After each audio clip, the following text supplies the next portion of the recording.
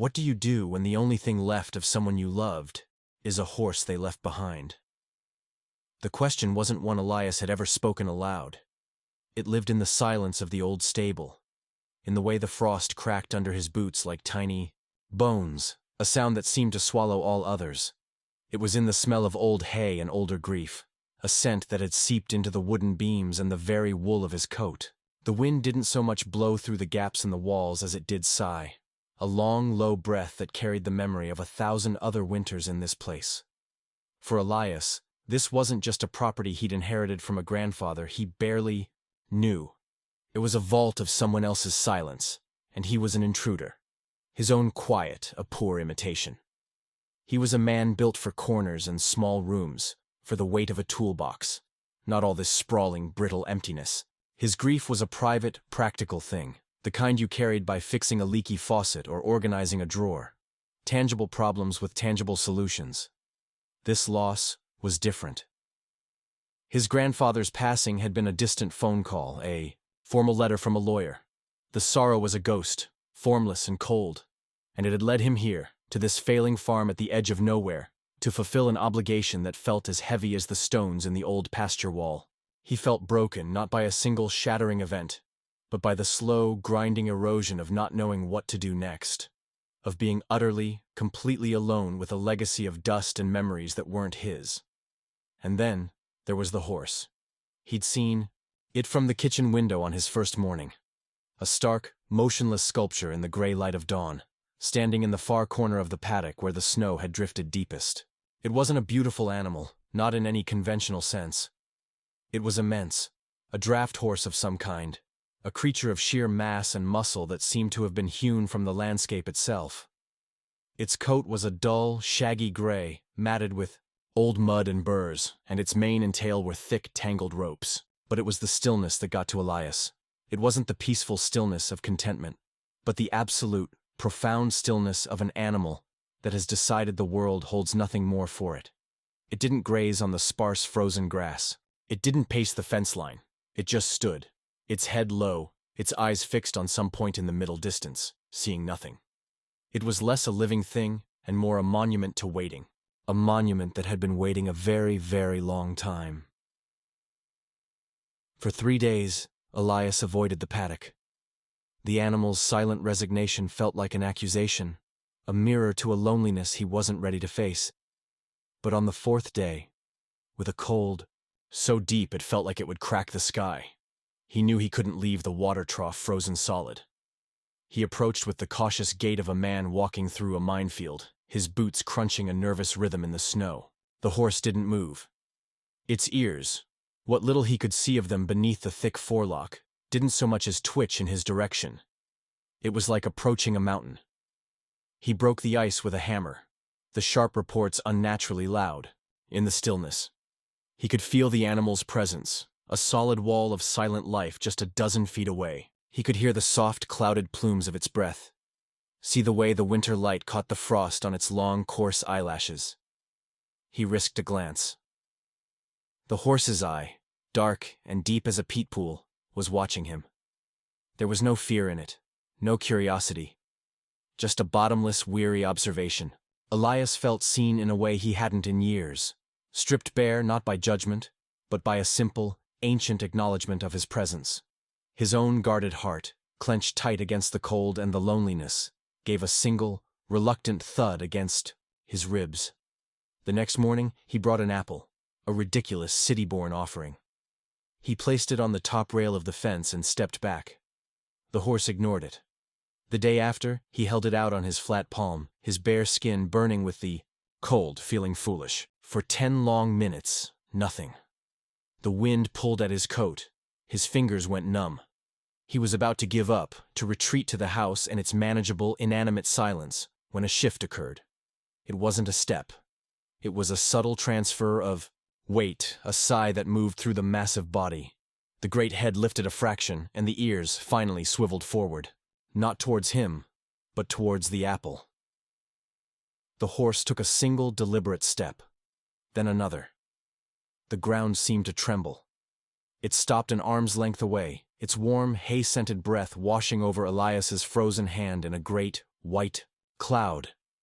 He could see the intricate map of scars on its muzzle, the nicks and tears of a long life of hard work. He held his own breath. The horse's lips, surprisingly soft and whiskery, brushed his palm as it took the apple with a delicate crunch that sounded like a small universe collapsing. For a moment it stood there, chewing, its dark eye holding his. Then it dropped its head again, the moment gone as quickly as it came. But something had passed between them in that exchange. A tiny, wary thread of trust spun out of the cold and the silence. A week later, Elias was mucking out the one usable stall, the one the old man must have used, creating a space he hoped the horse might consent to use out of the wind. He worked with a grim focus, the physical labor a welcome anesthetic for his thoughts. When he turned to throw a final forkful of soiled straw onto the heap outside, he stopped. The horse was there. It wasn't in its usual corner. It was standing, just outside the stable door, watching him work. Its ears were pricked, and its head was held higher than he'd ever seen it. For the first time, it didn't look like a monument. It looked like a horse. An old, tired, magnificent horse. Elias leaned on the pitchfork, his own exhaustion meeting the animal's gaze. He didn't speak. There were no words for the strange, quiet understanding that filled the space between them.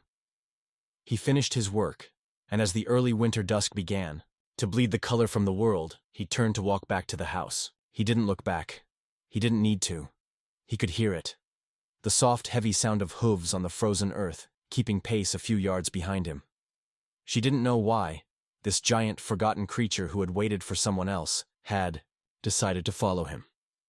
The following days settled into a new, fragile rhythm. The horse, whom Elias had started to think of as Atlas for the way he seemed to carry the weight of the silent world on his broad back, would now amble over to the fence when Elias appeared. There was no eager whinny, no joyful trot. It was a solemn acknowledgement, a treaty signed in apples and quiet companionship. Elias found himself talking, his voice a low, unfamiliar sound in the vast quiet. He talked about the stubborn latch on the shed door, the price of feed, the way the light hit the hills in the afternoon. Small, safe things that filled the air without demanding anything back. Atlas would listen, his ears flicking, his great head occasionally turning as if following the cadence of the words, rather than their meaning. But there were cracks in this placid routine, subtle, strange behaviors that began to weave a thread of unease through Elias's days. He'd been clearing out the loft of the stable, a lifetime of accumulated junk, when he decided to play an old radio he'd found. It was all static and crackle until a wavering big band tune from another century fought its way through the interference. The moment the brass section swelled, a thunderous crash came from below. Elias scrambled down the ladder to find Atlas in a lather of sweat, his eyes white-rimmed and wild, his body pressed into the far corner of his stall as if trying to escape the very air. The music was just noise to Elias, but to Atlas it was a ghost. It took an hour of soft, meaningless words to calm the trembling in the massive limbs. Another time, Elias was trying to fix a section of post and rail fencing, his frustration boiling over as a rotten post crumbled in his hands. "Damn it all!" he'd muttered, then louder, "Just fall in line!" It was a phrase his own father had used, a hollow command from a hollow man. At the words, "fall in," Atlas's head shot up. He took 3 stiff, precise steps backward, squared his shoulders, and stood at a rigid, unnerving attention. His breathing halted. He looked like a statue of a horse, every muscle locked into a posture of obedient anticipation. Elias fell silent, the hammer hanging limp in his hand. The words had meant nothing to him, but everything to the horse. He was living with an echo, and the echoes were getting louder. The heart of the mystery, he felt sure, was in the house. His grandfather's study was a time capsule, untouched for decades. It smelled of dust, yellowed paper, and the faint, sweet scent of old pipe tobacco that still clung to the fabric of the threadbare armchair. Elias avoided it. It felt like a violation. But Atlas's reactions had made it a summons. He had to know what he was living with. He started with the drawers of the heavy oak desk, receipts, manuals for long obsolete farm equipment, tax forms, a life documented in mundane details. It was in the bottom drawer, stuck behind a false back that gave way with a splintering crack, that he found it. Not a letter, but a small, brass-bound military trunk. It was locked. The urge to leave it, to respect the final barrier, was powerful. But he thought of Atlas, standing at attention in the paddock, waiting for a command that would never come. He took a crowbar from the shed. The lock gave way with a shriek of protesting metal. The lid was heavy.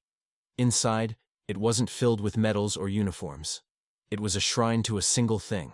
On top lay a carefully folded, brittle horse blanket, the coarse wool still holding the faint, sweet and salt smell of its long-gone occupant. Beneath it was a stack of photographs, their edges curled. A young man, barely more than a boy, with his grandfather's eyes but a light in them Elias had never seen, stood proudly beside a powerful young draft horse. In another, the same boy was laughing, his forehead pressed against the horse's broad nose, and there, at the very bottom, was a single oil-stained piece of vellum. The handwriting was firm and clear, a young man's hand trying to be brave. "My dearest Eleanor, they say we'll be shipping out soon. I can't write where. The noise is unimaginable. But through it all there is Samson. He is my rock. He is not afraid when I am. He carried young Miller's body back yesterday, gentle as a lamb. I made him a promise. I told him if I don't make it, he will. I told him he's to go home, to see the green fields again, to rest. It's a foolish promise to make in a place like this, but it's the only one that matters. Remember him? Remember us? All my love, always." Thomas, Elias didn't realize he was crying until a tear splashed onto the paper, blurring the word home. The emotion didn't come as a wave, it came as a collapse. A dam inside him, holding back not just the grief for a grandfather he never knew, but for his own loneliness, his own feeling of being unmoored and forgotten, gave way. He slid from the chair onto the dusty floor, the letter clutched in his hand, and sobbed. Great, ragged, uncontrollable gasps that shook his entire frame. He cried for Thomas, young and scared in the mud and noise. He cried for Samson, the brave, rock who had waited a lifetime for a promise to be kept.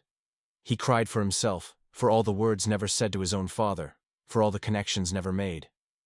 He was utterly broken, adrift in a sea of someone else's love and loss that had somehow become his own. He didn't know how long he lay there, but as the storm began to subside into shaky, hollow breaths, he became aware of a presence. A warm, steady cloud of air washed over the back of his neck, then another. He slowly lifted his head. Atlas, Samson, was there. His great head was pushed through the open window of the study, a thing Elias would have thought impossible. The horse's muzzle was inches from his face, his dark eyes deep and unblinking. He wasn't nudging, he wasn't asking for anything. He simply stood, his breath a slow, rhythmic tide against Elias's skin, his massive body a silent, patient wall against the world outside. He held the vigil. He stayed until the last of the tremors had passed through Elias, until the silence in the room was no longer brittle, but peaceful. He had carried the boy through a war. He would carry the grandson through his grief. Weeks later, the first green shoots of spring were pushing through the thawing earth. The silence on the farm was no longer empty, but full of the sound, of contented chewing, of a well-worn brush moving over a shaggy coat, of a man's quiet voice telling stories about a boy named Thomas to a horse who listened with pricked ears. Elias's life hadn't changed in any dramatic outward way. But inside, the weight was gone. He felt lighter. Samson, his coat growing sleek and dappled in the sun, had lost his statue-like stillness. He would often wander the paddock, his step having a new, almost youthful spring to it. The waiting was over. One afternoon, Elias found Samson standing not by the fence, but at the gnarled, ancient apple tree in the far pasture, the one that had been there even in the photographs. He was nosing at something in the long grass beneath it.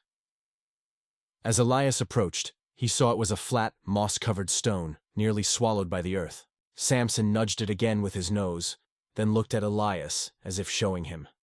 Using his hands, Elias scraped away the decades of moss and dirt. Letters, worn soft by time and weather, emerged. It wasn't a headstone, it was a marker.